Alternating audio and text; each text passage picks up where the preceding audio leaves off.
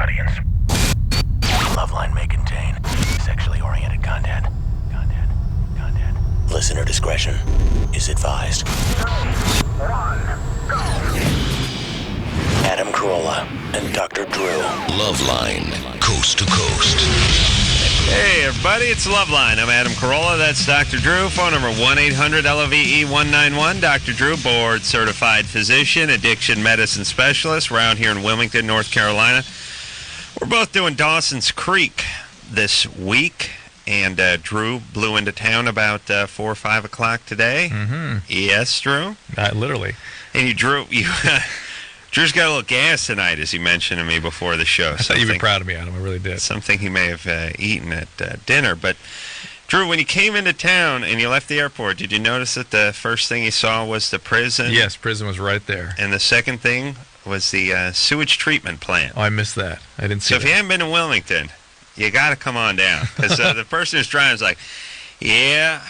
I'm like, hey, why is that barbed wire around that school? That's a prison. And what are those buried tanks? Are the missile silo? That's the sewage treatment. I'm like, and I swear to Christ, they're about 200 yards there. That's the graveyard. I'm like, well, I'd just like to get out of the car now, because where are we heading into now? We heading into like Satan's Den now, or the abyss? Like, are we just going to the ocean? What I find even more interesting is that I come to the South a fair amount, and I'm very interested in Civil War history and stuff. And you come to the South, and you go, well, there's plaques everywhere and statues. And I'm asking lots of questions. What's this? George Washington slept here. Robert E. Lee. Yeah, everyone's like, I really don't know. Well, they know, but it's like, as a Rams fan, when people ask me what went on in the 79 Super Bowl, I'm like, Pittsburgh won. That's all I can remember. They're bitter. The wound is still, it's a fresh wound, Drew. They don't want to talk about it. I think it's that the North so annihilated things that most people that are here are transported here. No, they don't need you, Dr. Yankees, coming in from La La Land and making fun of them over their recent loss in the Civil War. That's what's going on, Drew. You just have no Southern etiquette. The most vivid expression of that for me was going to Atlanta and saying, I want to see something. They're like, Civil War, Atlanta. Well, there's where they bottle Coke. Yeah, that's right. And there's where the Hawks used to play. Here's Emory. All right, so we're out here in Wilmington, and we're having a delightful time. I was on the set all day today, and Drew's coming on the set tomorrow, and we got a nice early call time. So have good times. It's 1 o'clock in the morning here, in case anybody's interested. This is Michelle's 33. Hi there. Hey. Hi. I just had a bone to pick with Adam about community colleges. Mm-hmm. All right. Good luck. Okay. Thank you. I have to say that I am a graduate of a community college. I hold an associate degree in science. Hold on. Already difficulty pronouncing college. Cudgel. Thank you for pointing that out. Yes. You can't articulate yourself any better than that. I will try from now on. Okay. All right. Thank you. Like I said, I hold an associate degree in science, and I'm a registered nurse here in Minnesota. Uh-oh. Okay. That's something to say about that? Helping who? No. Something to say about that, she's saying. Oh, well, I was going to say... He has a lot to say about that, unfortunately. Well, nurses are always a little nutty. Okay. But... in the best way. No, not necessarily, but I will say that in junior college, a lot of people seem to go in there for like a nursing program. Yes, there are nursing programs. And that kind of stuff. And I'm glad you brought this up, Michelle, because I will say this.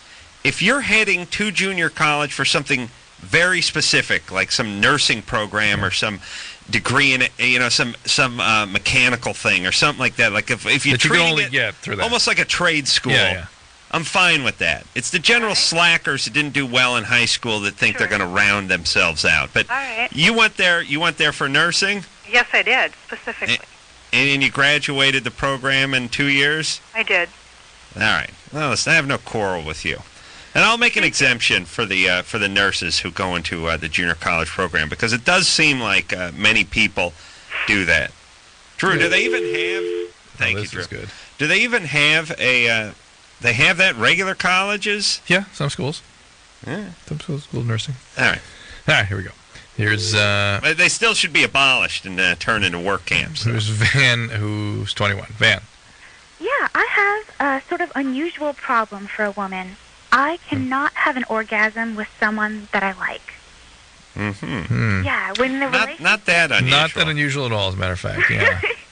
Yeah, we've had a few of these lately. Yeah, it's really people that can't be vulnerable in a relationship. They have difficulty being open and showing that part of themselves that makes them feel vulnerable and sexual, and so they can only be that with somebody they don't care about. It's a part of yourself that maybe makes you feel uncomfortable or guilty or dirty or something, and so you don't show it to anybody you really like. The stakes are too high. Yeah. Does that sound like you, Van?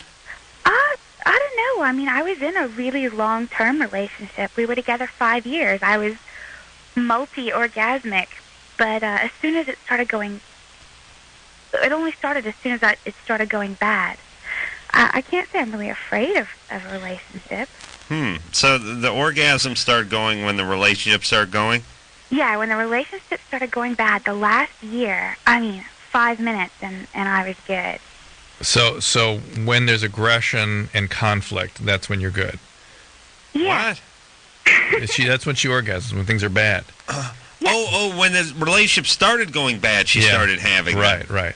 And then, again, you're making the same point I was making, but let's turn it around and look at it from the other angle, which would be that the powerlessness of trauma of being in a highly chaotic or highly charged, aggressive family system increases your attachment needs and draws you to people that create those kinds of emotions, and that's now your attraction and your sexuality is sort of triggered by those kinds of experiences. You see? Okay, did you how have do I that come with a nice guy? Well, did you have that kind of family? Sort of, yeah. Daddy left when I was 2. Got a new daddy. He left when I was 9. Yeah. So there you go. All right. So a lot of people abandoning you, or males, that is. Right. And so if you show that you figure, see, that part of you that was a child at the time felt that she was responsible for these males leaving. So if you show some part of yourself that you're hiding, they're going to leave. That's your fantasy. All right. So here's the deal. I don't know. Therapy. I mean, it'll work its way out too. You're 21, but it never may fully and completely. Yeah. Do this. You might just have to get into one of those relationships. I mean, Drew, get rid of her, but let me talk to you for a second. Yeah. Drew, you're in a relationship yourself that has a little bit of energy to it, but it works within the boundaries of sane. It works, yeah. And it works. Yeah. Right? Yeah. I mean, your wife's a little nutty, a little bit, got a little energy, but how about me? No, I'm not nutty. You're screwy, but that's not nutty. Okay, I see. Screwy, screwy and nutty goes together, right? Yeah, but screwy is nutty with a bullhorn. No, nutty is screwy with a bullhorn. That's what. See, you're nutty, but no one knows it. Your wife's nutty, and the whole neighborhood's got it. That's how things fit, right? Yeah, but I'm just saying, once in a while, and this may be the case with Van, she may need to find somebody. I call it homeostasis. She'll find something that works for her, or she'll keep making chaotic choices and things that don't work. I mean, this is one of the sort of arguments about romantic passion, which is that it has to have a little bit of the unfinished business of childhood to really be renewing. Yeah. That's the basis of romantic love in many situations. Yeah, it's almost like a sport has to have the element of injury to make it exciting. That's right. If somebody padded everything, put a helmet on you, and put a safety cord on you, and put a harness on you, everything like that, you wouldn't be interested. It wouldn't be very exciting after the first couple of runs, and certainly no one would want to watch. Yeah. That's what I'm saying. So people. So I like to watch you and your wife. I know that. You've always mentioned that. But. All right. This is Chris, 20. Yo. Am I on? Chris. Yeah. What up, Adam? You're a god, man. Thanks, all right. Chris. So this weekend, we were drinking a lot. My friend had a dart, and he threw it towards my other friend. It didn't mean to hit him, but it went in his arm. And wait, Chris. He threw the dart at your screwball friend. Didn't mean to hit him, but threw the dart right at him, sufficiently to put the dart into his arm. Of course he meant to hit him. Was he loaded or something? Yeah, we were drinking a drunken lot. Screwballs. Yeah, all right.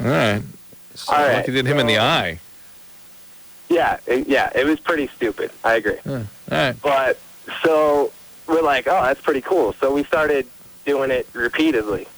But, we put, a box in front of our head, so it wouldn't hit our head and like in front of our body. So we were just throwing it right into our shoulders, basically.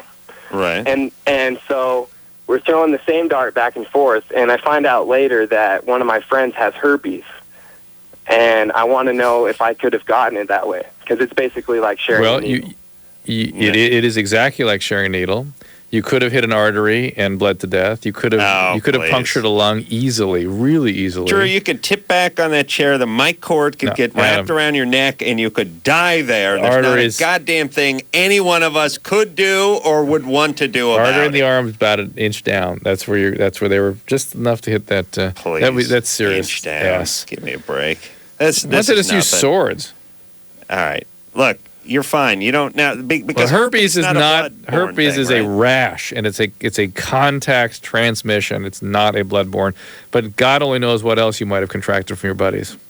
What, like AIDS or like what else? Like hepatitis C, AIDS. I mean, you should actually be tested. Oh, please. For hepatitis C, for sure.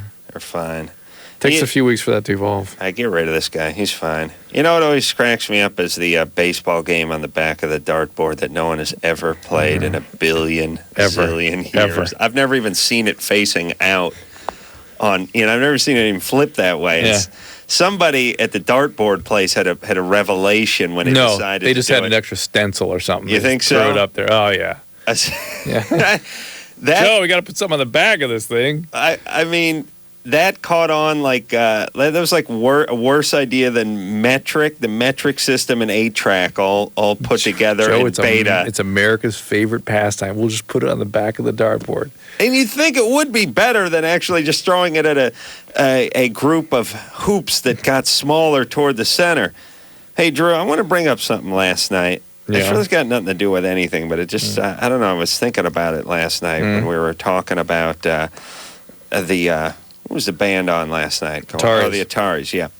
And they're playing at the Troubadour, which is right next door to a restaurant, Dan Tana's. Oh, yeah.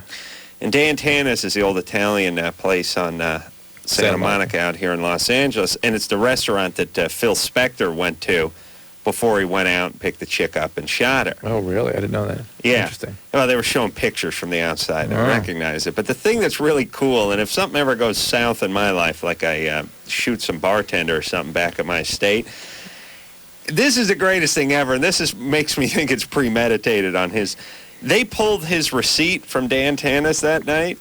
He had like a $47 bill with a $500 tip written in. What? And I was watching the special on Phil Spector, and I was like, well, he's eccentric and he's manic depressive, and I was like, holy Christ, a $500 tip on a $48 check? This guy's a saint. I was like, wow, what a guy this guy's. I mean, 500. Oh my God. He tips 1,000%. This guy.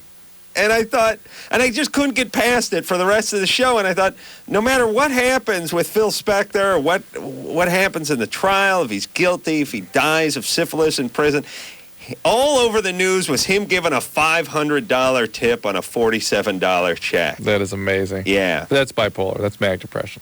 All right, but I'm saying I could not be on that jury. Because I could not find a man guilty who would tip someone $500. And ironically, then go out and shoot a person, barmaid who is basically the same person he just left the tip for. I would argue this. Oh, really? She's the one? Well, no, she's not the one, but I'm saying I would argue if I was his lawyer, Your Honor, this man obviously has a great love for the service industry. I mean, look what kind of tipper he is. He wouldn't shoot somebody who survived on tips. He loved these people. You think she's a prostitute? Is that what you're saying? I have some theories, Drew, I can't talk about just yet, but I just couldn't believe the fact that he put $500 down on less than $50. And how excited would you be when Phil Spector walked in there again as a waiter? Holy Christ. Beat the crap out of your friends. This guy gives you a horrible tip. You get $175 on like a $30 meal, right? Yeah. All right. Here's Sherry. She is 17. Sherry. Hi, guys. How you doing? We're good. Good. Good. Well, before my question, I just wanted to say that, Adam, you totally inspired me to lose, 65 pounds, because I remember some girl called in about her nipples or something, and you said it doesn't matter. Are you fat? And she's like, yeah. And he's like, okay, work on that. So she worked on that. See, And you're fat. Oh, Drew, please. I used to be. I'm not Well, now, anymore. how much did you weigh? I weighed like 220. How'd you lose the weight? I went through a program with my doctor on Exenical and Meridia, but I stopped that about 4 months ago, and I'm about a size 8 now. And Great, congratulations, nice. yeah, thank you. But that's not my question. Now, what's size 8? Size 8 is sort of medium? Medium, yeah. Small, really. No. But I'm pretty. It's sample size.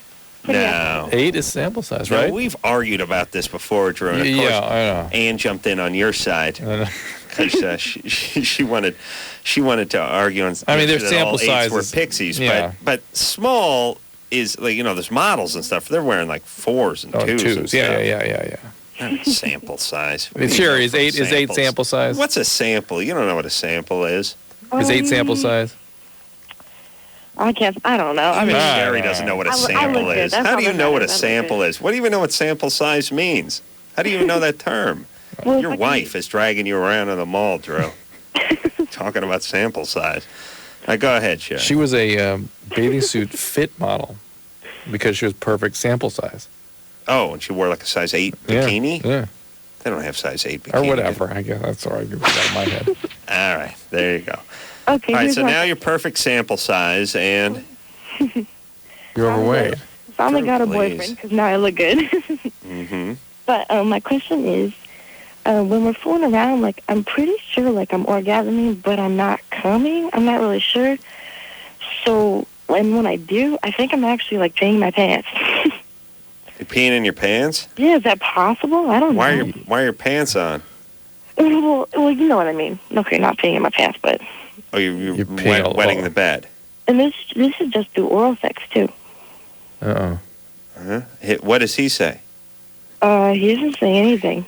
I mean, he doesn't say anything. I mean, I'm not like he's not coming out like. His lungs are filled with fluid. He has to be aspirated. Diver Dan. Is that possible? Yeah, it's possible to urinate, but more often than that, it's ejaculation. It's a female ejaculation. It is. Yeah, more often than not. And it can be a large volume of fluid. And a lot of women are sort of upset and ashamed of it, but it's guys are quite pleased with it.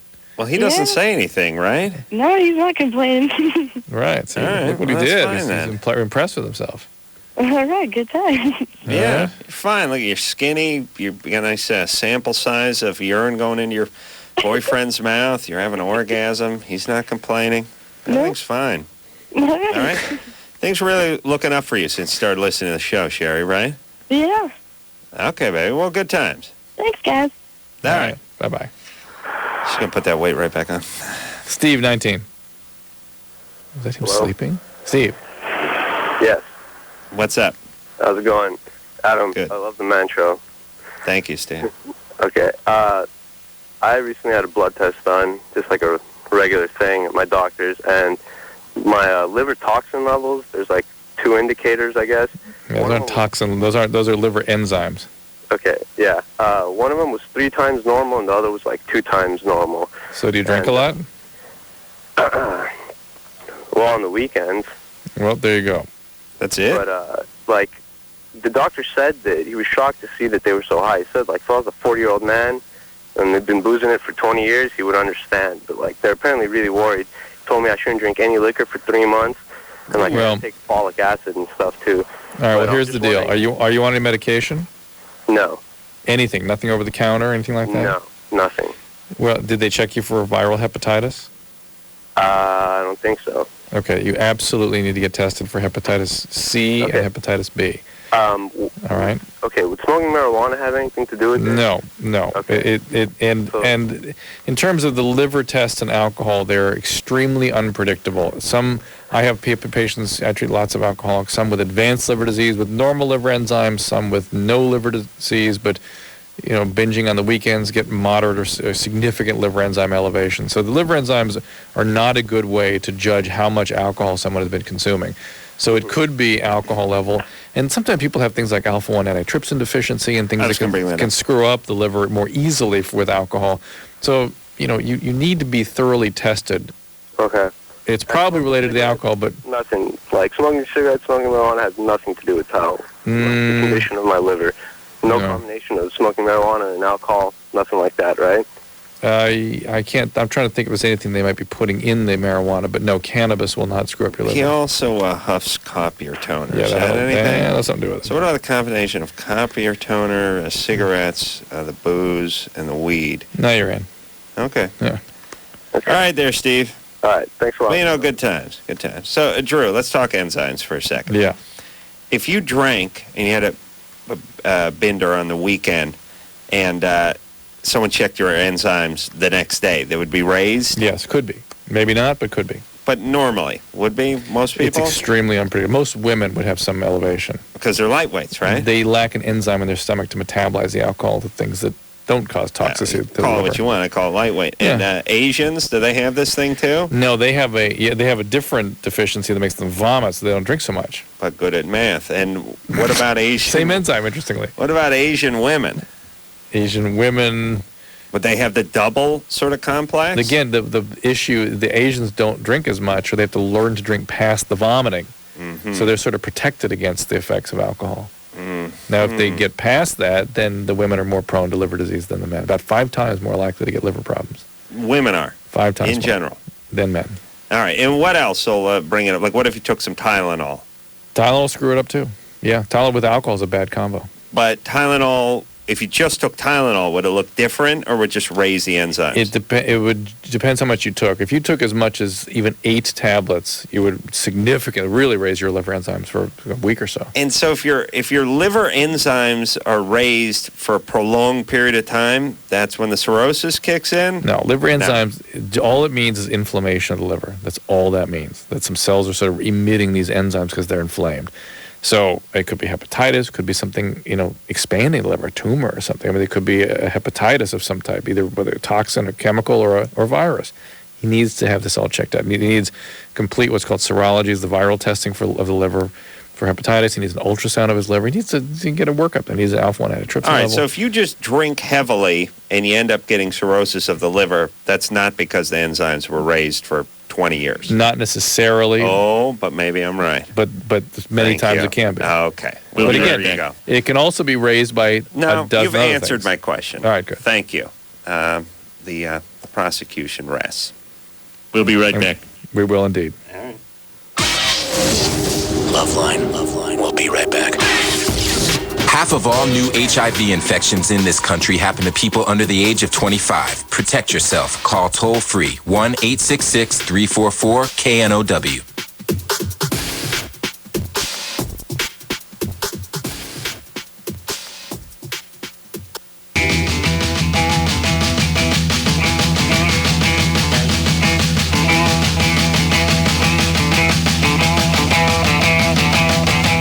Hey, everybody.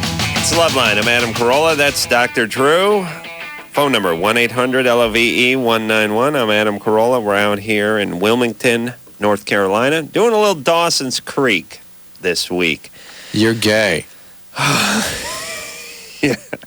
And the script really has me looking like a jackass, too. Yeah. A lot of better men would fight for this, but I just... I'm coasting down my career. Energy, I just realized, screw it. Drew comes across looking like a saint. Ridiculous. The chicks are all in love with him, and I'm just this sort of womanizing buffoon who roams backstage trying to pick up chicks. I was insulted by how you're portrayed. Really, I thought, hey, we're professionals. We go out and speak and do these things. You and I really, you know what I mean? Drew, really handle we've ourselves. been on, how many? We've been on 30, 40, something college dates, and we handle ourselves. I mean, please. And you guys are playing yourselves, right? Yeah, we're playing ourselves, but here's the whole thing. Drew, Drew's catching the early flight out, and I'm cruising backstage saying, hey, ladies, how about a ride on the Corolla coaster? And they're like, get away, creep. And I'm like, I'm just back cruising co-eds. And I'm literally saying, they're like, well, where did Drew go? I'm like, well, Drew always catches the early flight, but I like to hang back and cruise co-eds. And I was just so tired today, and I would have taken just rewriting the script completely, and I didn't read it before I left, and I just sat back. I encouraged you to read it, though. I know, but I just thought, oh, yeah. You know what? Oh. No, we're not getting paid anything for this. They don't pay. I mean, they pay, They pay Not Corolla standards, though. No. Why are you guys doing it then? No. When I was hauling to the airport on Sunday, and I was looking out, and I was like, "This is glorious! What a beautiful day!" And I was stuck in traffic, and I realized that I told Dawson's Creek that I would pay out of my own pocket to charter a plane to get there, and I was screaming at my wife, "I'm going to kill that Drew!" Oh. Yes, he talked me into this. Oh my I don't want to gosh. do this. I was this close to just going home. Oh. You know how I get that? I'm going home. Yeah, I don't care. Let him sue me. I don't want to go. I don't want to do it. But I thought, I'll tell you why I'm doing it. I'm doing it, A, because I got asked 2 months in advance.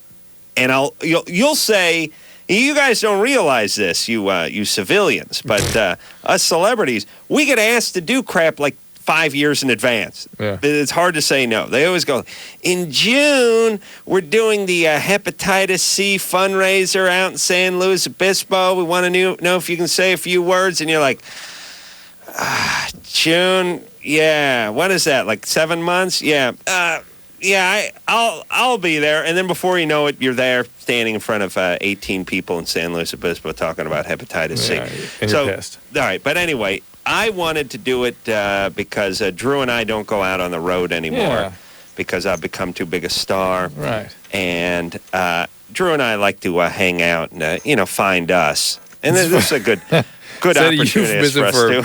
Anal sex or something? Yes. Yes. And I don't think I've been to North Carolina, and I haven't spent any time it's here. It's kind of for posterity's sake, too. It's kind of cool to do something like that. Yeah, I tell your kids you're on Dawson's Creek, and they go, "Why are you gay, Daddy?"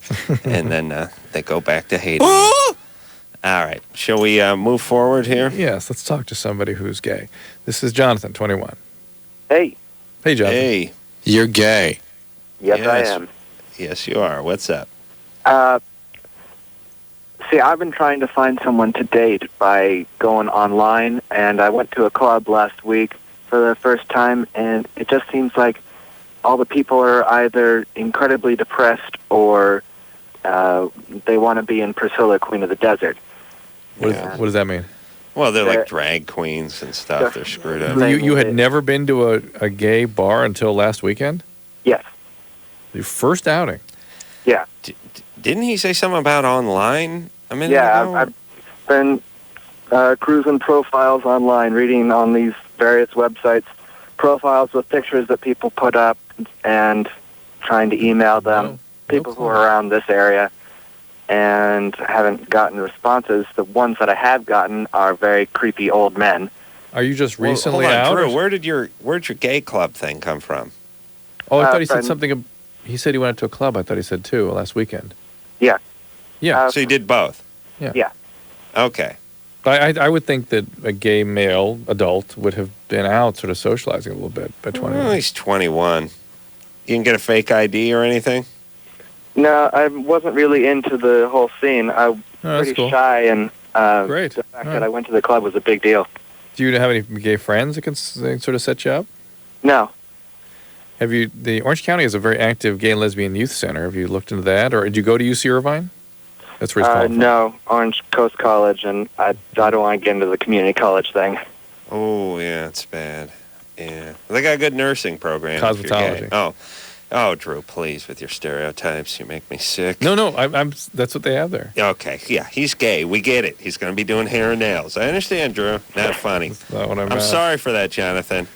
I'm an English major. I don't care. Thank you. I see. Okay, so you're disillusioned with the nightclub scene. Yeah. And you're disillusioned with the computer online scene. And Drew, what about the what do you say, the Gay Youth Community Center or something? Yeah. 21, is that youth anymore? Yeah. It is? Yeah, sure. All right. You mean the center in Garden Grove? I think Garden Grove or in Anaheim. I went to that. It was more like a runaway place. Oh, really? Yeah. Well, still easy pickings. But he's doing his homework. All right. Jonathan, you don't have any gay friends? No. You got to make some gay friends. Yeah, you need a network. Hip you to the scene. Are you not out? No, well, to my friends, just not my family. Wow. And my friends don't really know any other gay people. The people I do make friends with are all really happy and amazed to meet me because they're not like this. I'm not like the stereotypes that they see, but I'm the only one. Well, what about, I mean, do they have gay bars that aren't just filled with glory holes and Mexicans mopping semen up and guys wearing chaps and, handlebar mustache? I mean, they have, like, normal gay bars because they're sort of straight bars that are sort of pick-up dives, and then there's straight bars that are a little higher level. You know what I mean? Yeah. A little higher level of clientele goes in there. Do they have gay bars that are a little more like that? Or are they all just turn into Caligula? Or I would think sort of cultural or community endeavors. That's what you have to do. Eric, here's what you got to do, Jonathan. Okay. You got to go to yes, Drew's right. Go to LACMA. What is that? That's the LA. He's in Orange County, though. Well, like he can't drive 20 minutes on the 405. He's trying to find it. Listen, go to modern art exhibits and museums like this. These aren't gay clubs, but they are. There's no straight guys there. I guarantee you that. Laguna Beach. Go to Laguna Beach. It's an arts colony. It's a lot of gay community down there. Hang out with the artisans. That's what you need to do. Go to these museums. Do all that kind of stuff. But he's down early. Laguna Beach is 10 minutes away. Just head on down. All right, go to Laguna Beach. And there's a lot of real nice, they aren't gay bars. There's restaurants and bars where people hang out. I'm sure it's got to be very lonely, and it must be really frustrating. I mean, he really, it's like being sort of 15, 16 trying to negotiate your heterosexual compass. But it's, you know what? But look at it this way, Drew. When I was 21, I was just swinging a hammer, wasn't in college, didn't have any money. Yeah. I was 21, I was trying to go out with 21-year-old chicks, and they'd have none of it. So in a way... Same. Well, almost worse off, because at least if you're a 21-year-old gay guy, you can just go out with a 21-year-old gay guy, right? Can't you? Well, that's what he's having trouble with. I know, but what I'm saying is in a way has a leg up on some of the straight guys that aren't in college or just working schlubs. Yeah. Yeah? All right, he's not getting out enough. That's all. Jonathan, you're fine. It's just listen, you're going through a phase. It's got to be very lonely and very frustrating. Just get out there, work at it. It sounds like you're doing your homework, but just keep at it. Go to the design center. You'll establish a little network, and it will grow. All right? Okay. Yeah. Any place where the coffee's more than $4 and they have like Monet on the placemats. Any place it's impeccably decorated. Any place where that's nice. Any place it's nice. Just go there. There you go. Shay, 17. Nothing but gays. Shay? Yeah. What's up? Hey. Well, first of all, actually, for the gay guy who was just on, if he gets into musical theater, he'll meet a lot of gay men. Please, with your stereotypes. How dare you? I work in musical theater. Oh, you do? Yes. What do you do? I'm a stage manager. Lots of gay men around there? Usually, there's like a 60% gay men to straight men ratio. Wow. Now, is that in the theater itself? In the theater, yeah. And then you figure the audience has to be pretty high up there, too. Yeah, probably. What is the matter with me? I like singing those musicals. What? I don't know. It's what it is? It's the costumes. Guys wearing tights. Yeah. And cod pieces and stuff, Seeing that crazy opera. I mean, it's embarrassing. Yeah. So, wait a minute. Who's that? Is that Drew? Like Paganini? Wearing his Peter Pan slippers. He has a hat with a feather sticking out of it. He's wearing one of those Shakespeare kind of Judy Jetson bubble skirts. Yeah. Ben Stein. What is that? Is that Italian? Yeah, but it's a French opera. Oh.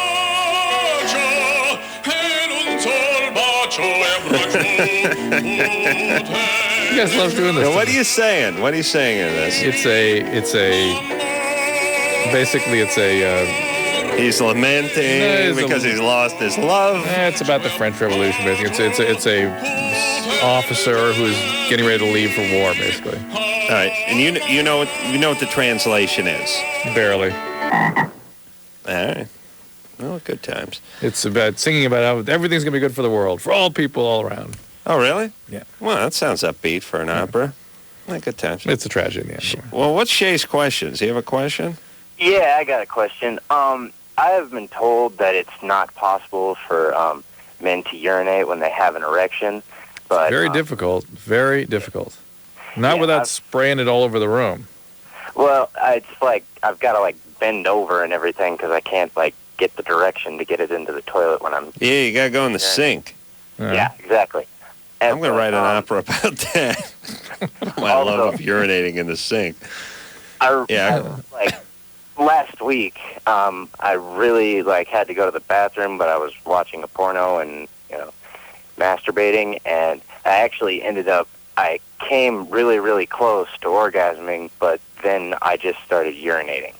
Okay. And I'm wondering if there's a problem with like my prostate or something, and if I need to get that checked out or what. No, although it would be irritating to your prostate to urinate during an erection, there's sort of a valve in there that flips between urine and semen, and maybe that's kind of weakened for some reason with you, but it's not necessarily a problem. Okay. Not a medical issue necessarily. All right. All right. You really got to hit the sink. Yeah. I'm telling you. I'm like 6'5", 6'6", so it's really not a huge problem. So. Right. Yeah, you're right there. Yeah. Plus, you can look at yourself. Yeah. So Adam particularly enjoys. Yeah. To see what I look like. It's not meant for the slight guys. I mean, anybody under, let's say about anyone under 6 foot is going to have difficulty whizzing in the sink. The average sink counter coming in. I think I think a kitchen sink's 36, but the bathroom sink's 32, as I recall from my carpentry days. Oh, boy. Yeah. 32 inches is, takes a little something to get up there. What are you doing to my script there, dude? I'm just doodling on it. Hey, I Adam. can read it tomorrow. I saw Huell Houser tonight. Oh, you did? Yeah. What's he talking about? In the flesh? No, I saw him on TV. Oh, for the first time? No, for like the 5th time, but he was doing his special was on squeegees. Squeegees. Squeegees. Huel Houser we haven't talked about for a while, but Huel Houser is this fixture on Los Angeles public television. That must be distributed throughout the country on certain public televisions. It must. I don't know. Let's ask Alex, the engineer, if he's ever seen Huel Houser. Ever heard of Huel Houser? No, It's called California Gold. It's called California Gold. All right, Drew. okay, all right. Please, quiet down. You've never seen him Well, anyway. it's not just Los Angeles. I mean, it's got to be California. All right, you're probably right. But Huel Houser's this sort of country bumpkin. He's got huge arms. He's this big, well-built Marine kind of guy, but he may be sort of butch gay. I'm not sure what his proclivity is sexually. But he just goes around with a microphone and his camera, and he does the most boring sort of exposés you've ever seen in your life. And then he keeps restating the obvious over and over again.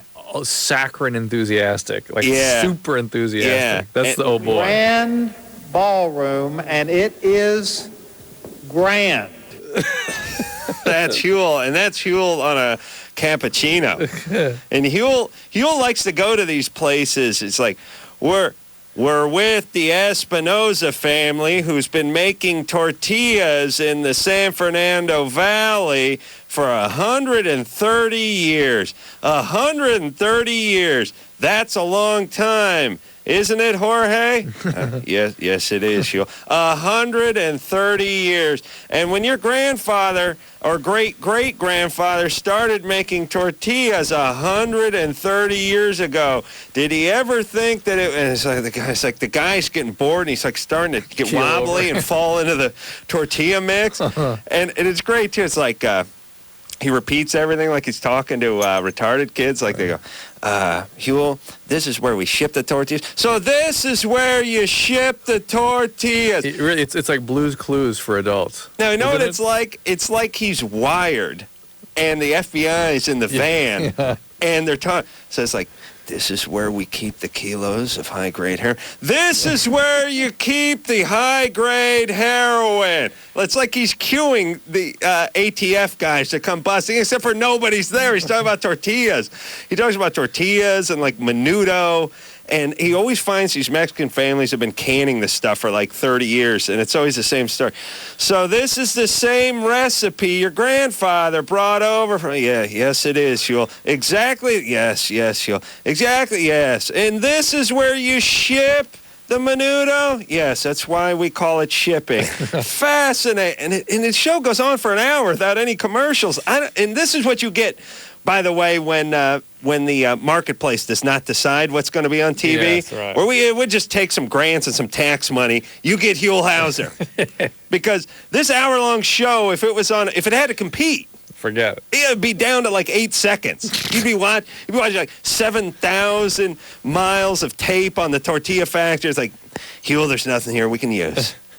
I'm sorry, buddy. We got to go out and redo this, and we're going to need some chicks. And we got to spice it up a little bit. And we got to get you something like a beret or something. You got to do something like you got to go, pow, there's the tortillas or something. You need a trademark. Nope, he just cruises Los Angeles. Meanwhile, he's got the greatest life of all of us. Yeah. He doesn't have to get ratings. He probably has no bosses, and he just wanders the San Fernando Valley going to tortilla factories. Yeah, that's it. We got to go right. These are wonderful stories. There he is. All right. Well, it was really going to be funny when one day I see Huel Houser and he beats the ass out of him. He's this huge guy. You've never seen him, Drew. I've seen him on TV. I have. All right. We'll be back after this. LoveLine, we'll be right back. Call on the 1-800-LOVE-191. LoveLine on 94.7 NRK.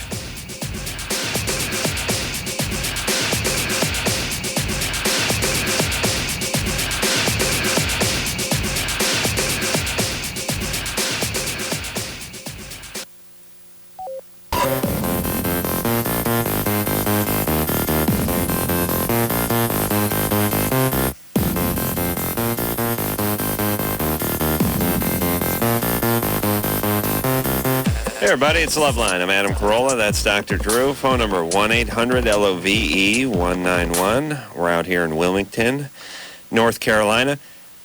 Drew, isn't there a Wilmington, Indiana, too? Yeah. Yeah? There's yeah. Yeah? Yeah, that's where the college is, isn't it? That's Bloomington. Oh, it's Bloomington. Yeah. Oh, wait a minute. Maybe there isn't a Wilmington. There probably is. What are the odds? Well, you know my thing. Yeah. There should only be one of everything. There's Wilmington, California. Is there? Yeah, see, we should get rid of that. There's a car dealership in Wilmington. Yeah, you're right. We don't deserve a Wilmington. They have all this Civil War history out here. Wonderful. There you go. Kara's 24. Kara? Hi. How are you guys doing? Good. Good. There's also a Wilmington, Delaware, just to let you know. There you go. Yeah, you That's see, the big very one. confusing. Thank you. Very confusing for people going to Wilmington. You're at the airport, you see the Wilmington up on the board there. Get lost. Yeah. We can come up with new names. My question is, I've had a boyfriend for a few months, about 4 or 5 months, and I told him that I loved him. And he said, that's not, I like you too. And he just said that he's postponing saying it, or he's just putting off saying it. He hasn't ran away or anything. He's still around, and he's great. How old is he? He's 26. Did you ask him if he's ever said it to anybody?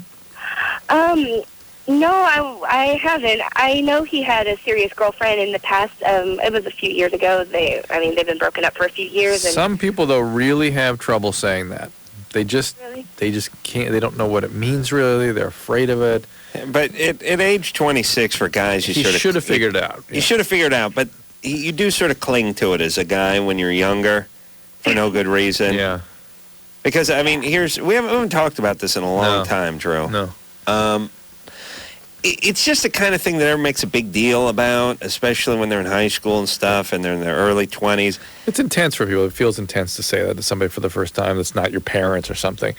It's transferring all that feeling onto somebody else, and it can feel very vulnerable and confusing, and but here's people what feel I'm unworthy saying. of loving or being loved. Here's what I'm saying for the fellas. Yeah. Just cop it up. Yeah. If you think you're going to be around, if you're with somebody, you like the person enough so that you're not going anywhere, you've been there for a while and have no intention of going anywhere soon, just give it up. See, It'll make things a lot easier. Cara, on guys start freaking themselves out, thinking that they're committed to you, they're gonna have to stick around, they're gonna have to marry you and see this through, and they can't say that to you and not sort of really commit for the long term. And also, we guys sort of treat it like we got to get through this jungle of relationships with a gun that only has 3 or 4 "I love you" bullets in it. Right. And we don't want to waste them all by 25. That's right. Because then there's going to be a steam charging rhino coming at us, and we're not going to have anything to protect ourselves. What is that craziness? I'm just saying. That's right. There's no ceiling on it. You can say "I love you" to 300 or 400 women in your life, and women you can say to 300 or 400 men. And I mean, I don't recommend 300 or 400, but you can be. I would look into it if you're doing that. Okay, but here's what I'm saying, Drew. But there's no magic number with Let's that. do some "I love you" math. All right. You can be in high school and be in a serious relationship throughout high school and lay down the "I love you." Yes. And then that can break up for a little while, and you can get into something serious in college, and you can do the "I love you" bomb there too. Yeah. You can also then get into a series of shorter 4 months, 6 months, but sort of intense relationships where the "I love you" thing can be laid out in month number 2 or 3, and that too. I mean, you can give up 5 or 8 of these that's things, when guys no are problem. saying, "I love you, but don't get any ideas." Right. Right. That's when they're starting to put limits around it because they're coming to understand what it means. Right. All right. All right, Cara, we got to take a break here, right? Okay. All right. So here's the deal. Don't get hung up on it. Don't push him for it. Give him a little space, and I bet he comes forward with it, all right? All right. We'll take a little break. We'll be right back. Here it is. Bottom line, it sucks being single today. Tons of lame people and no decent prospects. Call the Dateline. Call the Dateline. Call the Dateline. 1-877-889-DATE.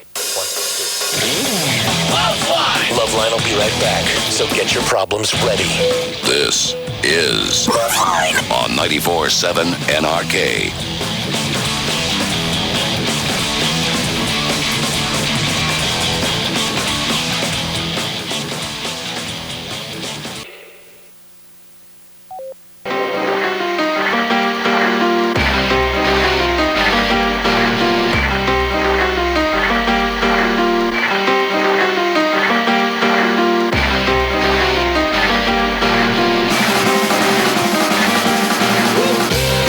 Hey, everybody, it's LoveLine. I'm Adam Carolla. That is Dr. Drew. Phone number 1-800-LOVE-191. We're in Wilmington, North Carolina. And, you know, it's funny, Drew. Each time we come back from commercial, I look up through the glass at our engineer out here, Alex, and I'm waiting for him to cue me. Oh. I've not gotten past that yet. Anderson's I know. I hear Anderson in my ear, but I'm looking. I want the finger. Yeah, I know. Yeah, He's so used to that. Alex, a big if you can, flurry too. If you can hear Anderson, a wind up with that. I'm giving you the finger from here too. All right. Well, I'll tell you what. Yeah, Anderson. We're all I'd like giving you the finger from here. Well, yeah, I'd like you to give Alex the finger. You cue him, and then he cues me through the glass. Okay. Got it. Hey, I've All got right, a call here you're gonna like, Adam. Here we go. This is Victor 33. Victor. Yes, I'm here. Hey, what's up? Oh, not much. How you guys doing? We're good. Good. Cool. About that whole Huell Houser thing. Yeah. I'm pretty sure he's gay. Back in 1991, I used to work for the Getty Museum as a security officer, and he came to a party that I was. Well, these are wonderful stories. Yeah, well, you know, I got to build it up. Right. And he hit on me and offered me a job. So. Oh, really? Maybe he's just offering you a job. Yeah. Well, you know, there's offering somebody a job, and then there's offering them a job. I mean, I have no relative experience in television, and it was pretty clear that he was coming on to me. All right. Well, you know, but to be on a show, you don't have to have any TV experience. I mean, to be fair, just to sort of stand around with a clipboard and point out the tortilla batter and stuff like that. Yeah, well. All right, Victor. I mean, you've been hit on before, I'm sure, right? No. Never? No, not really. You know, not really knowingly. I think I don't know if guys are lame or I'm just lame. I wouldn't know it if a guy or a girl were hitting on me. Yeah. You know what I mean? He made it kind of. Are you that way too? Obvious. Yeah. All right.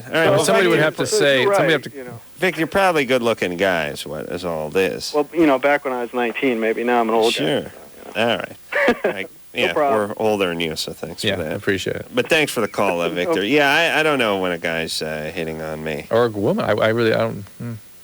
Well, kind of missed that too. I guess. Yeah, but for a guy who misses that stuff, you sure close a lot of deals in your day, Drew. Naomi, 17. Yeah. Interesting math, isn't it? Naomi, Yes? what's up? Nothing much. How are you guys doing tonight? We're tired. Sort of for me, too. I should be going to bed, actually. Yeah. Yeah, but it's 2:00 here. Oh, my gosh. That's crazy. Oh, it's crazier when they pick you up in the morning. What time can we sleep till tomorrow? 9? Yeah, we can sleep till 9. All right, good times. But we go to bed at 4. I know. All right. Here we go. Naomi. Okay, well, I was wondering, regarding the conversation that you were having before about Asians and drinking and enzymes and stuff, I was actually quite interested, but I missed most of the conversation. I wanted to All right. What I was saying is that many Asians are protected against alcoholism because they lack a certain enzyme that breaks down alcohol. It causes them to accumulate something that makes them vomit when they drink and flush. So they feel very uncomfortable when they drink. Now, this is particularly Japanese. Mm-hmm. Now, in Japan, alcohol has become so much a part of the culture that the Japanese learn to drink past the flush. Good. And then you see the alcoholism. What I was saying was... That's the warrior spirit. That's Drew. right. The ninja alcohol. Yeah.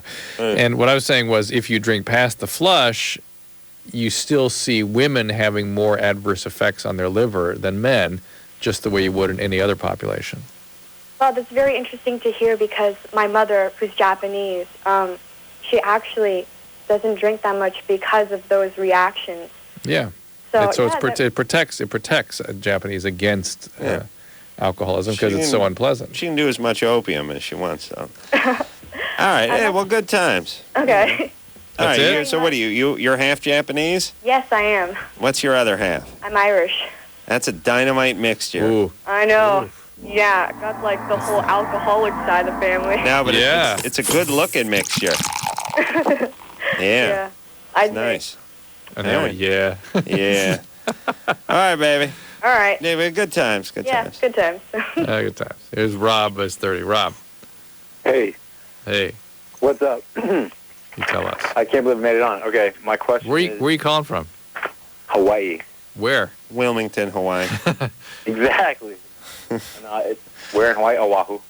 Oahu. I'll tell you, I make fun of the Hawaiians a lot because they're not the sharpest pencils in the drawer. But I'll give them one thing: they do not rip off and use our names redundantly. Our names? Well, I mean, there's no Springfield in Hawaii. There's no Wilmington. There's no Rochester. You know what I mean? They don't keep using the same goddamn names over and over again. And nothing in Hawaii ends in O-N or I-N-G. Right. So they're not in danger of stealing any of our good mainland names. All right. So, Rob, where are you in Hawaii? How come you always say mahalo? Mahalo. I don't know why I say that. Yeah, I'll tell you why I say that. Why? Because when we started doing the TV show, I guess it was, or maybe it was this show. Yeah. This is back when I had a pulse. I decided, well, I got to end the show by saying something, and I don't want to say like, keep your spirits high and your powder dry, or keep your feet on the ground, but keep reaching for the stars. And I went to Hawaii one time, and I just kept hearing mahalo, thank you, and mahalo. And it's so for the mainlander, it's such a weird thing to hear everywhere. And you've never heard it before. You and I already had this discussion about it right after you started using it. Yeah, you hear it everywhere in Hawaii. It's on every trash can. It's on the sign at McDonald's. People think it means it's a garbage. They think it means... Yes, put garbage here. Absolutely. Right. So I just decided to bring mahalo into the mainstream. Since when you go to Hawaii, it seems to be much more important than aloha. Yeah. And somehow aloha made it to the mainland and mahalo didn't. Yeah. Right. Yeah. And I get to claim it as my own, No one else was using the mahalo before me. Are there any other words like that you guys use a lot? No. I mean, there's nothing really you hear on the airplane when you're landing. All right, quiet down. Even I'm bored with mahalo now. But Rob, where'd you say you're calling from in Hawaii? Oahu. From Kailua. Kailua. You know where that is? Kailua is on the windward side of Oahu. Kailua. Yeah. It's on... All right, Drew. Yeah. Drew's trying to think because his wife is dragging him to every like corner I've been of there, Hawaii. yeah. All right, so what are you doing over there? Growing sprouts, smoking weed, and surfing? I surf. I actually work in news and TV news. Oh, really? I guess they have regular jobs there, too, huh? Yeah. All right. So what's your question? My question is, I have this ridiculous attachment to my male friends. Like, not all of them, but I always do it. It's been a pattern. I'm 30 and I'm over it.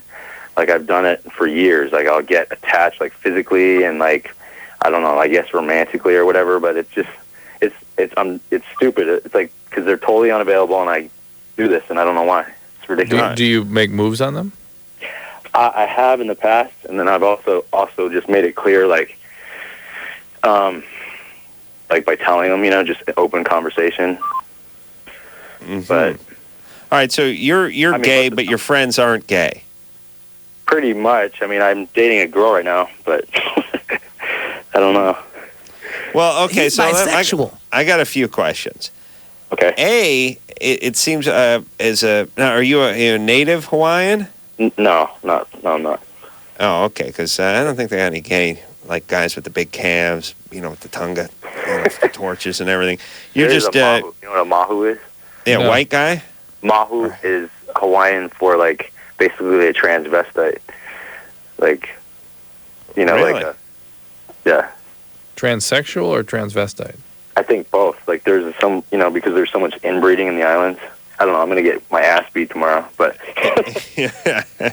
Yeah. Mahu. Anyway. Yeah. Well. All right. Well. Okay. But let me just get something. Let me get something straight. So you're a white guy, and you're from where? No, I'm actually not white. I'm Filipino and Chinese, so I blend in here. But you're from where? But I'm from Florida. Okay. Yeah. All right. And you consider yourself bisexual? Yeah, pretty much. Normal Floridian. All right. So now, and you're happen to be with a woman right now, but you're not all that into her. Yeah, she kind of bugs. She's kind of stupid. Okay. And so when you start hanging around with guys and you enjoy the guy, you start having a crush on the guy. Basically, yeah. It's interesting you use that word because that's exactly what I was getting from him. That he gets like this, almost like a childlike crush on the guy, and it becomes sort of a little more, you get a little sort of sexual with it. But it feels to me like sort of a longing to be with a male figure of some type. Where does that come from? Is that from a distant dad? Is that what it is? Oh, what's wrong with your dad? Is that from a distant father? I don't know. You tell me. I just get this. It's interesting. We both kind of picked up on it. This longing to be with a man. They're your friends, and you develop tender feelings for them, and they just overflow into this sort of romantic crush. Yeah, that's usually kind of 8-9-year-olds do that a little bit normally. And if you had something happen to you, that can kind of arrest you. To the same sex? Yeah. Oh, really? Yeah. Did something happen when you were 8, 9? I don't know. I don't remember. I don't think so. I've thought that there was definitely emotional abuse. Like a lot of it, and there's physical too. But I don't know about sexual abuse. Well, when did the emotional and physical abuse get going? Oh, from a young age? Yeah, like 5, 6. 5 up until I moved out. All right. Well, whatever the case is, there's something going on. You're unsatisfied in your relationship right now. Why don't you break things off with your current relationship and then just move forward from there? Well, with the girl, you mean? But how about?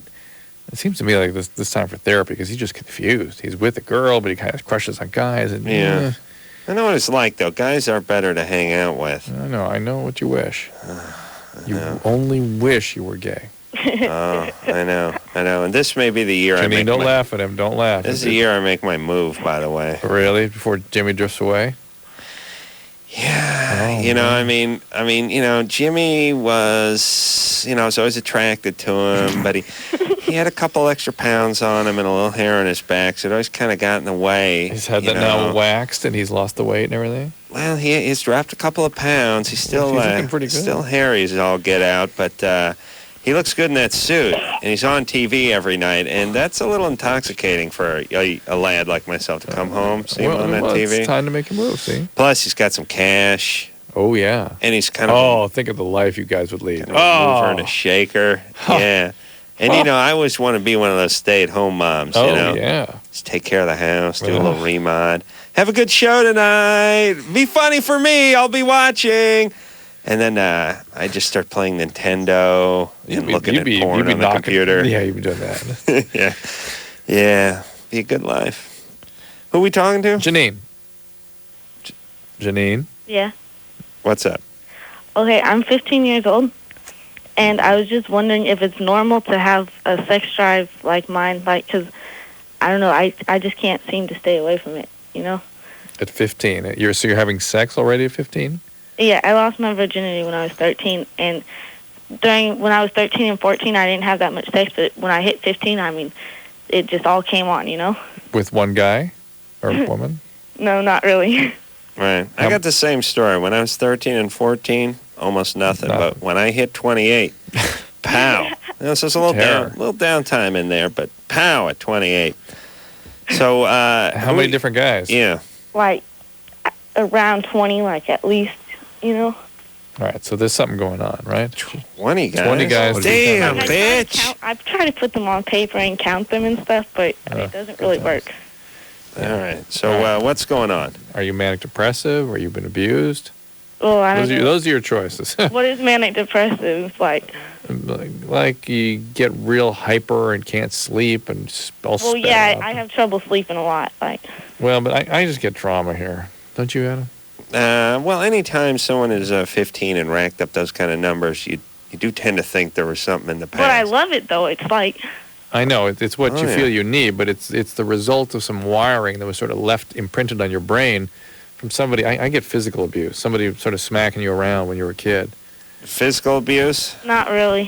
What do you mean, not really? Not really physical abuse. No one ever hit you? Well, wait a minute. Sexual abuse? No. I mean, when I was 13, maybe, but... What happened at 13? You raped? Yeah. Well, that's what my friends call it. Like, I don't like to call it that. All right. And how about the physical abuse part? Nobody ever hit you? No. Never hit? Nope. I don't believe it. Well, would you lie? You wouldn't lie, would you, Janine? No, I wouldn't lie. Oh, really? No, I don't believe her either. Why not? No physical abuse. Your dad, stepdad, whoever never smacked you around?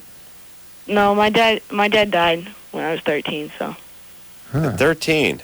Yeah. Interesting. So the same year you were raped. What happened to your dad? Well, that happened, he had lung cancer. And by the way, the physical abuse I'm talking about is probably more like when you were 6. When I was 6? I don't think I can remember that far. Yeah. Okay, so was your dad a good guy before he left? He tried to be, but he didn't. He wasn't really. What was bad about him? He was, I don't know, he didn't pay the bills, and he was an alcoholic, and he abused cocaine. Okay, Yeah. so other than that, though? Other than a great guy? Well, So he obviously, tried. I mean, he loved us, you know. I know, but he was aggressive with you sometimes, right? He'd yell at us, but he'd never touch us. All right. Well, I guess it can be terrifying to have a dad who's drunk and yelling. Oh, and yes. Then having him die at such a young age. And there's more. All right. Okay, there's more. But also, what about this, Drew? What about feeling like, and I don't know if you felt this way, Janine, but you have this sort of rageful alcoholic dad. It's not physically abusive, but he's yelling all the time. Probably scary to a young girl when dad comes home drunk yelling. Well, it wasn't really scary. Like, I was frightened. I was more frightened for him, you know?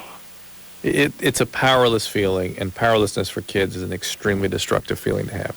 And so when he dies, there almost has to be one sense of relief in a certain way. That just adds to her guilt and shame. And then the guilt and the shame come in. Yeah, I suppose there was kind of relief because, I mean, I wouldn't be waiting at 2 o'clock in the morning when the bar is closed to see people. Oh, man, are you kidding? Oh, it's awful, Janine. All right. So let's just call this enough for now for you to be on your sexual rampage. Yeah, you may be an alcoholic. You may be an addict. No, it's not normal, and you may be an addict too. And this may be part of your sort of addictive expression. You add a traumatic childhood to the addictive biology, and you can get a lot of sexual compulsion. All right, so you got to get some therapy. You got to get some help, and maybe you just start by going to Al-Anon. I mean, all right, go to Alateen. Go to Alateen and control yourself, and use protection for Christ's sake. Don't get pregnant. What are you on birth control pill? No. You're gonna get pregnant. No, I'm not.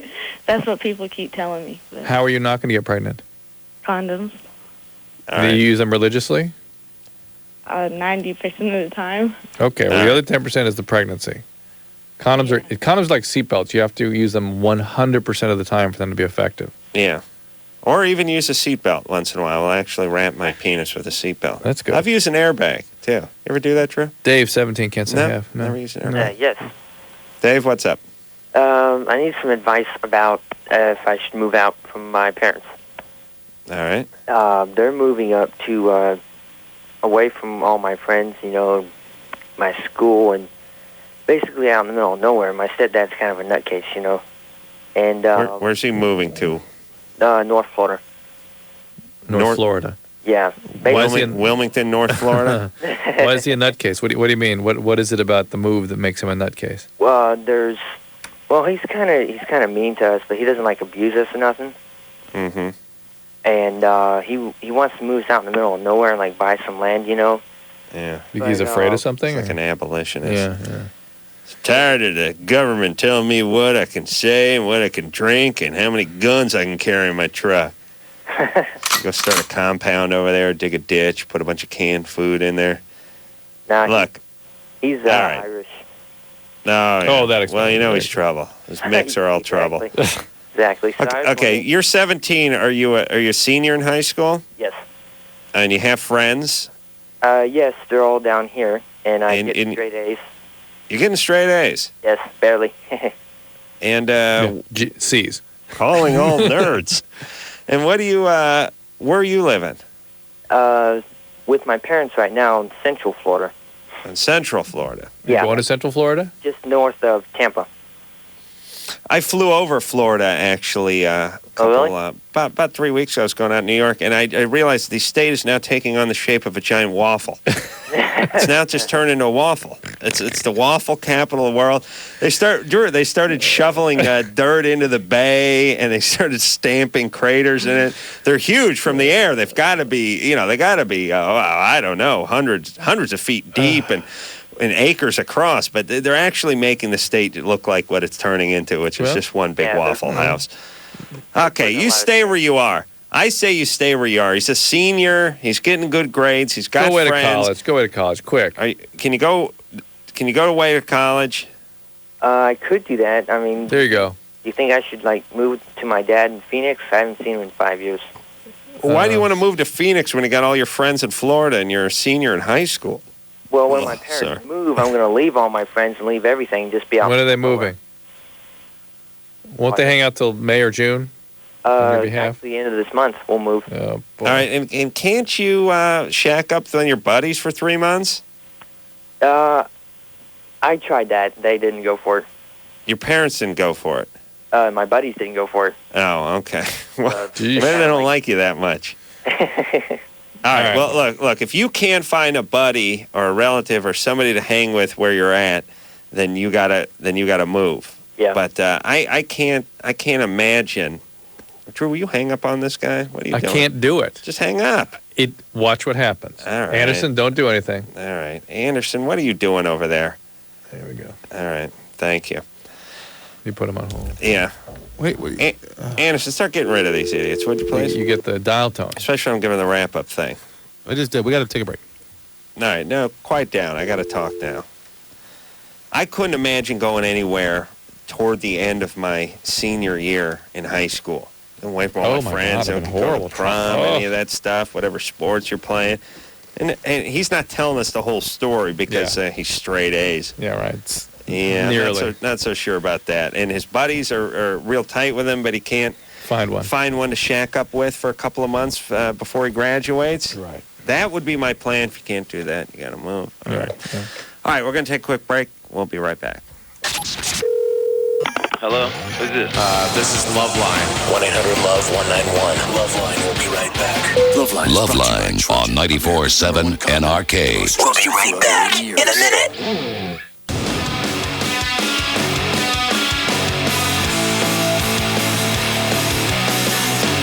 Hey, everybody, it's LoveLine. I'm Adam. That is Dr. Drew. Phone number 1-800-LOVE-191. We're coming to you from Wilmington, North Carolina. We're out here doing Dawson's Creek, and this is where they do Dawson's Creek. So this is where we had to come to do Dawson's Creek. You do a lot of stuff out here, it seems like. It's like little tiny Hollywood. Yeah, there's a there's a big studio out here. They do a lot of movies and stuff. I guess so. They employ a lot of drivers. I like that driver gig. A lot of sitting in the van with it running, heat blowing, listen a little Rush Limbaugh, thinking about hunting. Oh yeah. Our driver, she's a female, but she's into the hunting. Oh really? You started talking to her about that, huh? Deer hunting. Wow. Quail hunting. And it's like I'm always interested in the hunting when it becomes a little more regulated than this. You going out into nature. She's like, well, we don't get a lot of quail out here, so we go. We do it cage style. Oh. It's like, well, how does that work? You usually buy about 30 quail in a cage, and you just go. And you don't shoot them in the cage. I guess they fly 3-4 feet from the cage, but you stand on the cage and shoot. No, she goes out with her husband and her dogs, and maybe the hunting thing. Actually, you know what the hunting thing is? I think with chicks, that's the don't try to rape me talk. That's what that is. Yeah, they pick you up at the airport. It's midnight. She sussed you out and knew that you'd be some slimy L.A. guy in the car going, so where's the local action? She goes, I do hunting. Oh, yeah, I'll shoot anything that moves. My husband's into it. My dogs are in it. And you're like, oh, okay, just drop me off at the hotel. But, does the quail, does the deer, and she eats it. And I'm like, now what do you do with that quail? Fry it up. Wow. Which I'm not surprised by. Fried quail. Yeah, and I said, how's that work with the fried quail? Same as chicken, but smaller. And I thought, chicken's already a little too small for me. I can't imagine stepping down from chicken size-wise. Yeah, we just said, well, how many did you shoot last time? 30. Wow. So you take home 30 quail and, pluck them and clean them and gut them. And quails, those beautiful birds with the little lump on their head? Yeah, they were. She shot them. Oh, my God. That's fine. Listen, I got nothing against anyone that eats what they shoot. Yeah. But you got to pick all the bird shot out of them and stuff, right? Yeah. I mean, at a certain point, shouldn't you just go see the colonel? Yeah. All right. Yeah. All right. There we go. Hope she's not listening. Who's up, Drew? She's picking us up at the end. Oh, yeah, she's out there now. All right. Jenny, 27. Hello? Hi, Jenny. Hi, I have a question for both of you. I'm 27, and my boyfriend of not very long seems very preoccupied with anal sex or anything in that area. And I was listening to you on the show. In that area. It's not just anal sex, it's the anus he's a fan of. I was listening to your show recently, and you said maybe only 10 to 15% of men are interested in this. No, we said really... Shush, let her finish. Okay, go ahead. All right. It made me wonder if he's gay curious or bi curious. He's so sensitive, and he has really good taste. And I know that might sound awful, but what do you think? I don't know. We were not going down that path to start with. Hold on, really? I'm getting bogus too. Getting bogus. Yeah, me too. I got bogus too. Sorry, Jenny, no, we got bogus. It's not bogus. Yeah, Jenny, the reason we're saying bogus is because the guy, that 10% of guys that are really into it, they're not just kind of into it, really into it, are sort of super males. Yeah. They're sort of a very aggressive guys. They're not what you're describing at all. Oh, he is not aggressive at all. He seems almost shy. Otherwise, really. Doesn't fit with our experience. Yeah, still getting the bogus thing from you, Jenny. My bogosity I'm with Adam, sense actually. is tingling. Why? It just doesn't fit. I don't know. It doesn't work. Yeah. It's just not working. Really? But that's just the truth. I'm wondering if it's me. I'm not very, I don't know. I'm small, so I don't really have curves like a woman. You know what I mean? Oh, now it's totally bogus. Yeah, Jenny, we're not getting it. It's not flowing for us. Huh. Yeah. Now listen. You don't have any advice? You don't think that you might be curious? Now I'm really bad with the bogus. Yeah. Jenny, bogus. Just please. Yeah.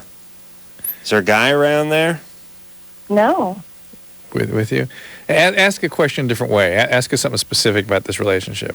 Well, I'm worried that, I don't know, I'm just worried that he might be gay. I'm just, curious. I don't know how to put it, but I keep finding us anywhere near situations like that. What do you like a do? gay What do you bar. do for a living? What do I do for a living? Just office work. What's he do? He's in entertainment more. He does like modeling and. Aha. What year were you born? What year? 73. Wait a minute. 73. Doesn't work. Said you were 27. Jenny. Sorry, baby doll. Yeah. Did you put her on hold, or she bailed out I now? don't understand why you. I don't know. Now listen, you said you're born in 73 and you were 27. Well, I don't want anyone to know who I am. You know, I'm just nervous that somebody who I know might hear this. It's just not fitting for us. This isn't a real thing. This isn't how. We're not moved. We can tell sort of by how people feel when things are real, and we can tell by the kinds of things people ask and the situations they try to paint. Nervous. I'm nervous. All right, so Jenny, here's the deal. We're going to hang up on you anyway, so tell us if this is bogus or not. It's not, I promise. Okay, bye. All right, bye-bye. All right. I just got bogus. Yeah, I still do too. Yeah, I just couldn't stop. And the fact that she kept asking the questions, how old am I? What do I do? And then she lied about her age. Whatever. Screwed up her math there, but she covered that. She said, but here's the whole thing. If you're gonna make up an age, you got to do the age math too, especially if you're trying to get into a club. The other thing, there's sort of no question there. It's like, hey, if you're worried the guy is gay, discuss with him his sexual preference. What do you want? There's no question here. Yeah, There's no question. We don't have super sensitive guys that are real neat around the house that are really big into the bunghole. Yeah, and if that's your guy, we don't know that it means anything, so you're going to have to talk to him. But ironically, the guys that are really into that with women are very far away from that with guys. Yes. They're usually more messy, hetero than anybody else you know. Yeah. All right, but now they're kind of gay coming around the other side. Yeah. Except they're so hetero. They start getting into that like Roman gay. Yes, exactly. Which is I'll just bang any. Right. Hey, you got a teenage boy? Right. He's hairless. I'm horny. I'll give it to him. Right. I'll give it to the cat. I don't care. Yeah. Kabangula. Liz. Yes. 16. What's up? Okay. Well, I'm kind of in this older, younger relationship type thing. It's not really a relationship, but What is it? it's we have sex. All right. That would be a relationship. Yeah, Especially but from your end, you've got to be completely into this guy. I am.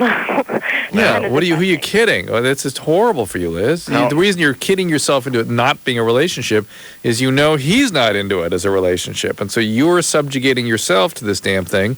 He's never going to come along for anything more than what this is. How old is the guy? 11? He's 21. Oh, he's older. Yeah. Shocking. Interesting.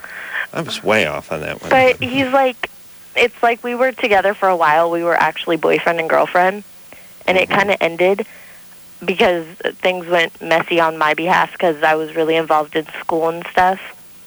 How dare you? How What? dare you? What do you mean it went messy on your behalf? That's ridiculous. No, I mean, because I go to a private all-girls boarding school, Slow down.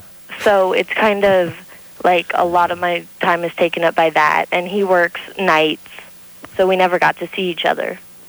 So that's why you broke up? Kind of. Really? Kind of? Was your idea to break up? No, it was his. Yeah, that's what I was getting at. And then, like, lately... Well, don't call the show. Listen, you guys have... He has a little service agreement with you. I have a problem, He though. broke up with you, and No. you're making it seem like you broke up with him because of your schoolwork. And, hold on. Hello? Yeah. Okay, well, tomorrow there's this party, and I know he's going to be there. And, like, I was up there about a week ago, and we were hanging out and made out and stuff. And then Friday night, I went up there, and he had some girl over there. And things were awkward, and I told his younger brother, who's one of my really close friends. And I'm just wondering if tomorrow I go up there, and he's good to me and starts acting like the right way, I want to say. Yeah. Liz, this he's a criminal, and listen, stop it. He's an idiot and a criminal. He's having sex with a 16-year-old. He is an idiot. And he works nights. Wait till you're 21 and look back and think, oh my God, who were the 21-year-olds who would be having sex with 16-year-olds? But, like, if you look at us, like, mentally, we're almost the same age. No, you're smarter. Yes, I mean, you're not a criminal either. Thank you, Adam. Yeah, he's an idiot. Please, Liz, you're smarter than this. You go to that all-girls boarding school. You guys are having your little panty raids, that's pillow fights. Everyone running around with those frilly panties on. You don't need this guy. Stop pissing your dad off. You're just trying to anger your dad. That's all that is. Get away from this guy. Michelle, 22. Hi. Hey. How you guys doing? Good. Okay. Here's the deal with this. I've been diabetic for over 12 years and severely out of control. I have to admit I'm not a good diabetic, and I'm not proud of that. But I know that there's a link between, sexual dysfunction or sexual appetite and diabetes. I heard probably 5 years ago that the number one medical reason for not having a sexual appetite was diabetes.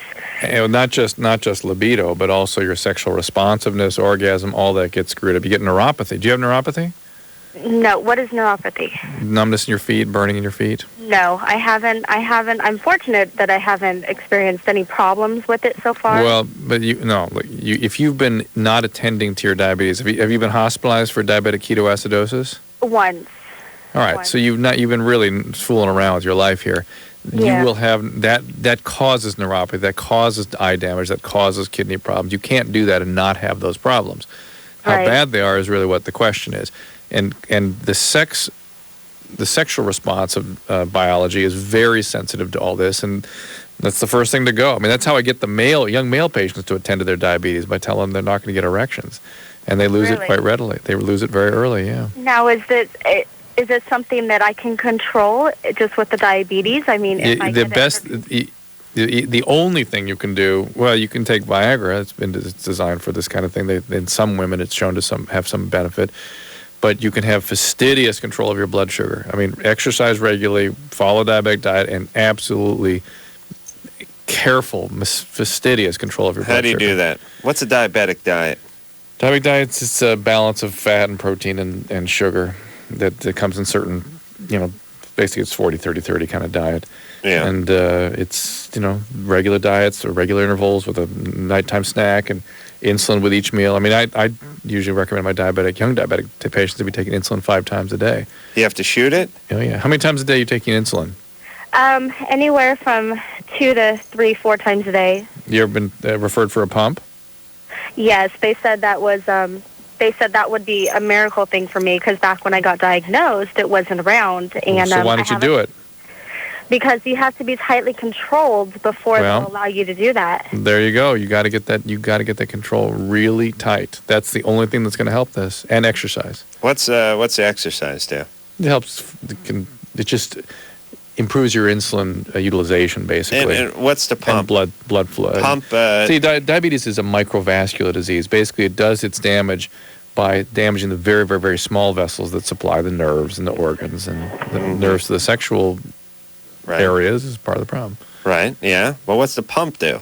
Pump just gives continuous insulin, like your pancreas does. Where do they put it? Basically, your leg. Do you have to pump it? No, it's like a little tiny infusion pump. Does it run off anything? Battery, I guess. Really? Yeah. Wow. And does it have a reservoir of insulin? Mm-hmm. And they can fill it through your belly button? No. Yeah. You have to keep reloading. It just goes under your skin, basically. And how often you got to reload it? Susan, my wife, had one of those for terbutaline to prevent preterm labor, and we did it every 2 days or 3 days. So it holds so many cc's, and you got to refill that, but you don't have to give yourself a shot. Right. Yeah. It's just continuous. Good times. Yeah, it's good times. All right. What do we got to do? Take a break? Yeah. All right, let's do that. All right. We'll be right back. Hello, this is your radio. LoveLine will be right back. LoveLine on 94.7 NRK.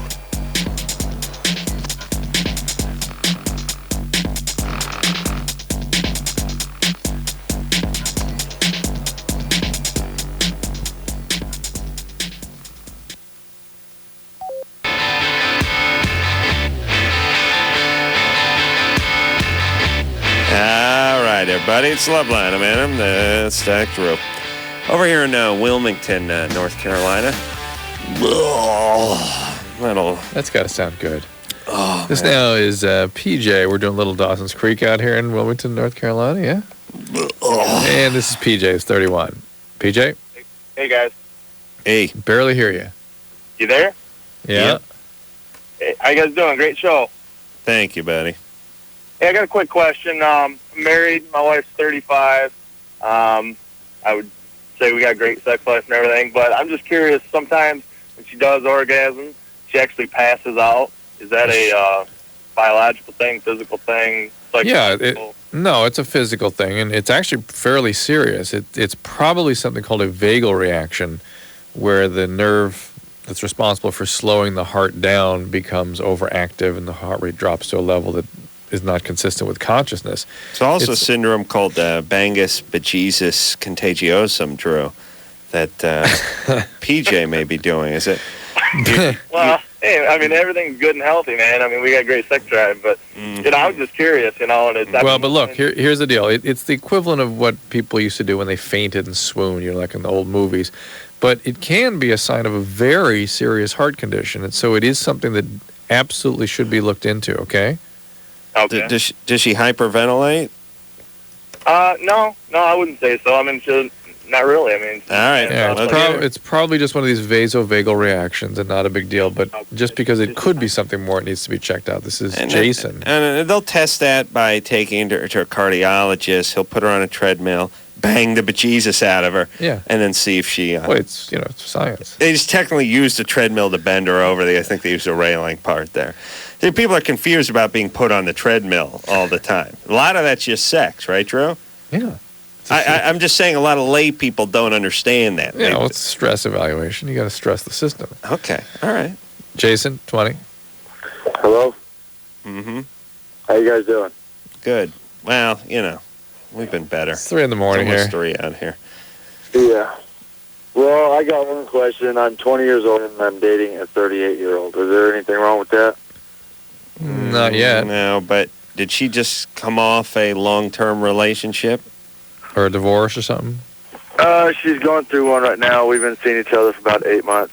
All right, so what we find is that women that age who are coming off a nasty divorce will sort of look for a boy toy, a young male that they can just kind of hang out with, and they don't really see it as a relationship. And sometimes they will develop feelings for that guy, but oftentimes that guy gets hurt. Okay. Well, are you in love with her? Actually, yeah. I asked her to marry me, and she said yes. Ooh, while she's still getting divorced? Yeah. How many kids does... How many kids... you're lucky we don't have a cider jug sound effect. This may go lower than banjo. How many kids does she have? 4. 4? Oh, my God. Jason. Yeah. Now you're 20. Yep. How are you going to support those kids? Actually, the oldest one is my age. Oh. We just played Bakersfield.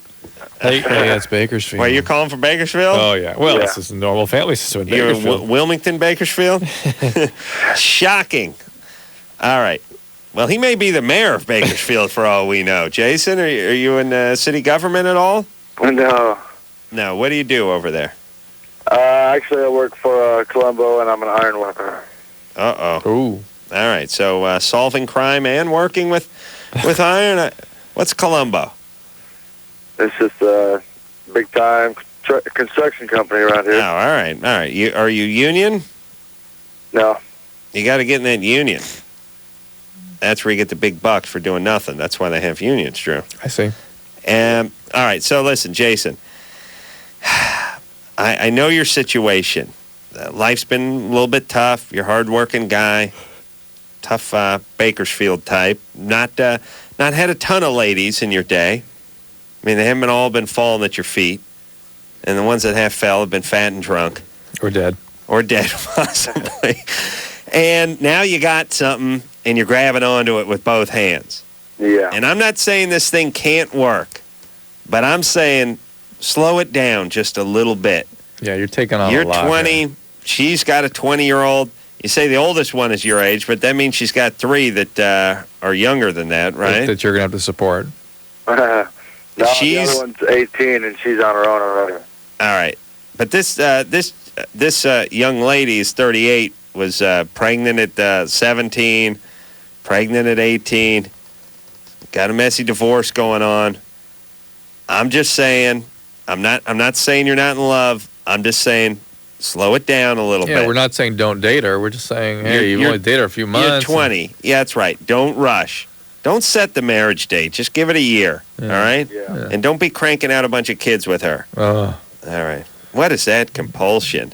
You know what I mean? Yeah. That's sort of, I got to dive right in. Yeah. You know what it is? It's guys that have not had their share in high school. There was no college years. They just, when they started, dropped out of high school and started working at 17, working around a bunch of filthy guys with hair all over them. And now something comes along with a vagina, and it's like, well, this is it, boys. I'm in. I'm never going back. I mean, you would have done this with everything, but there was no commitment. You know what I mean? I mean, what if you had to commit to driving the first car you got your entire life? What if you had to commit to your first apartment your entire life? You know what? You do it. You would. Yeah, because that's it. Doesn't get better than that. If you've been walking. You made it. You arrived. Yeah, I mean, if you've been riding a moped for 5 years and an Impala comes along that's got a little rust on the body but runs excited. clean, you would have signed right on the dotted line, I'll drive this car forever, and you'd be miserable in 5 years. All right. And yet when you're signing, you could not imagine being less than ecstatic your whole life with it. Absolutely not. What are you doing there? What I would have signed for. I'm just seeing what time it is. All right, where are we? We're talking to Edward, 16. Edward? Yeah, hi. What's up? Can you hear me? Mm-hmm. Okay.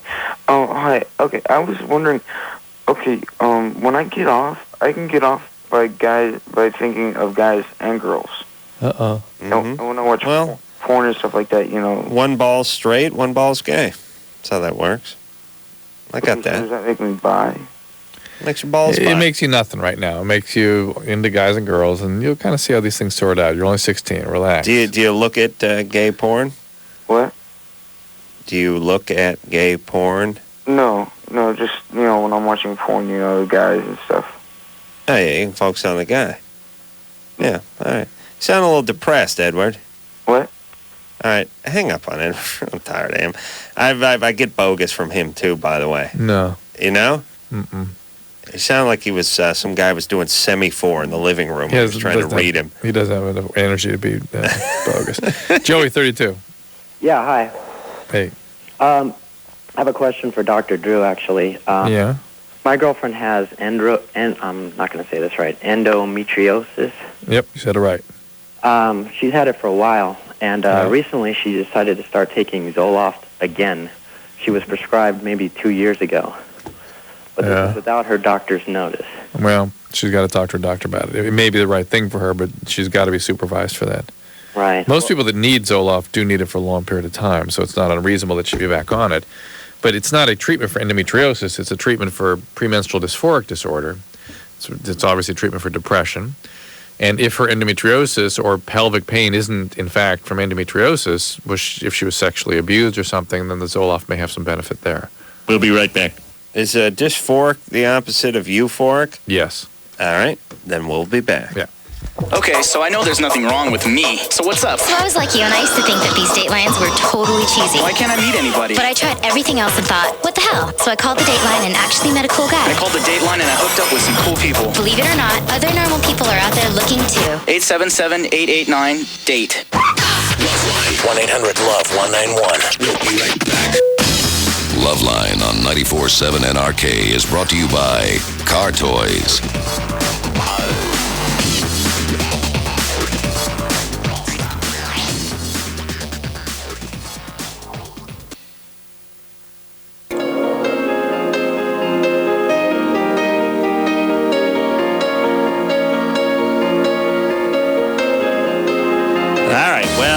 The show. I want to thank Alex, our engineer out here in Wilmington, North Carolina, for helping us out tonight and all week long. And special thanks to Anderson, who's working overtime over there, making the show happen from Los Angeles. We're going to see if we can get some Dawson's Creek guests up here. Yeah. During the week.